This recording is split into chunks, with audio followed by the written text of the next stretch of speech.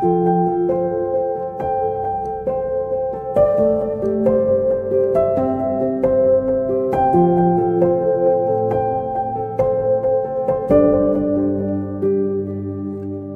à chacun. Pour cette méditation, je voudrais continuer avec vous cette question d'Israël pour apporter une conclusion aussi autour de ce thème.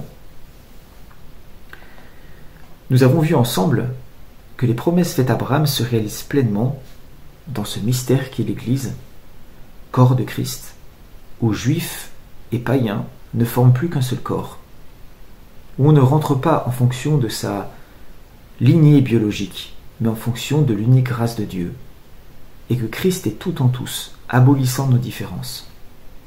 Mais cette réalité-là exclut-elle une retombée des promesses pour les vrais descendants d'Abraham, d'Isaac et de Jacob, en tant que peuple, en tant que nation? Absolument pas. Tous les prophètes en parlent. Tous les prophètes parlent de cette période où Dieu restaurera ses relations avec Israël en tant que nation. Mais il y a des critères qui sont nécessaires pour que cette relation soit restaurée.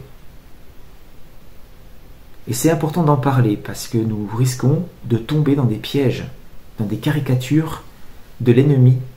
Nous savons qu'il nous faut discerner entre l'œuvre de Dieu et celle des hommes, et surtout l'œuvre de Dieu et celle du diable, qui n'a de cesse d'imiter Dieu et de proposer des caricatures.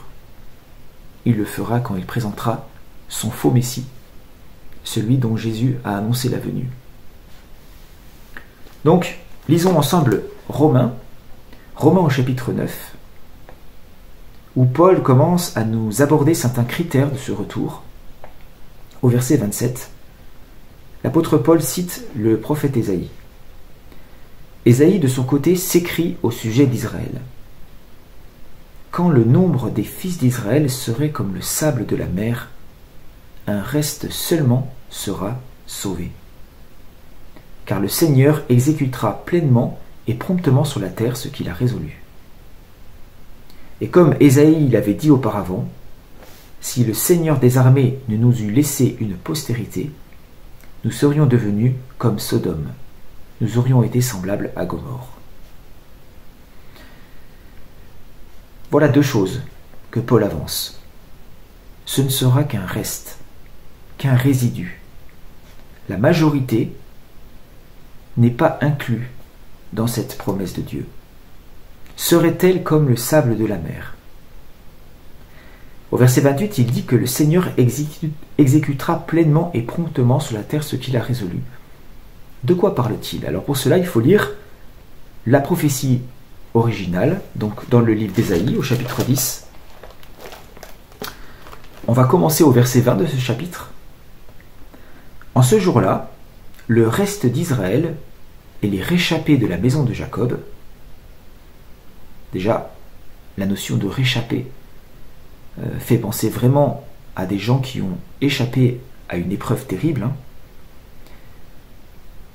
Le reste d'Israël et les réchappés de la maison de Jacob cesseront de s'appuyer sur celui qui les frappait. Donc il y a déjà là un point important, c'est que ce résidu, ce reste, ne cherchera plus sa confiance dans l'homme.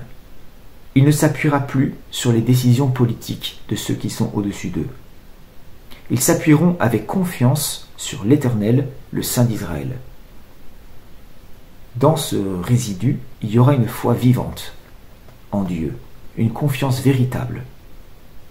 Non pas dans les stratégies politiques, ni même dans la grâce ou la disgrâce que peuvent leur apporter ceux qui les gouvernent, mais vraiment dans leur Seigneur et dans leur Dieu. Le reste reviendra, le reste de Jacob au Dieu puissant. Ils reviendront à Dieu avant de revenir à la terre. Ils reviendront à Dieu lui-même. Quant au peuple, ô Israël, serait comme le sable de la mer, un reste seulement reviendra. La destruction est résolue, et elle fera déborder la justice. Et cette destruction qui a été résolue, le Seigneur de l'Éternel des armées l'accomplira dans tout le pays. Voilà quelque chose que l'on ne doit pas enlever. Il y aura un jugement terrible sur l'Israël selon la chair. Dieu va leur faire payer leurs crimes, comme il fera payer le crime de toutes les nations environnantes, évidemment. Mais au sein de ce jugement, au sein de cette terrible épreuve, il y a un résidu qui sera sauvé. Un résidu qui aura une foi vivante. Nous avons une image de ce résidu, par exemple, du temps d'Élie. Dieu dit à Élie qu'il s'est réservé 7000 hommes qui n'ont pas fléchi le genou devant Baal. Nous avons aussi une image de ce résidu avec la tribu de Juda, que Dieu avait promis qu'il sauverait non par l'arc, ni par l'épée, ni par les chevaux, ni les cavaliers, il le dit dans Isaïe. C'est Dieu a touché le cœur des rois de Perse, des différents rois, Cyrus, Artaxerxès, Darius, qui ont émis des décrets et qui ont permis à Juda de revenir, rebâtir la ville et rebâtir le temple. Mais ils étaient en petit nombre, ils étaient fragiles. Ils étaient vraiment poussés et amenés ici par la pure grâce de Dieu. Vous voyez comme ces textes nous le rappellent. C'est un résidu, c'est un reste. Même si Israël sera à cette période de l'histoire grand, immense peut-être, Dieu ne sauvera qu'un petit nombre, ceux qu'il a choisi de sauver par la grâce. Voilà, je vous propose de vous retrouver pour une prochaine vidéo, pour la suite. À bientôt.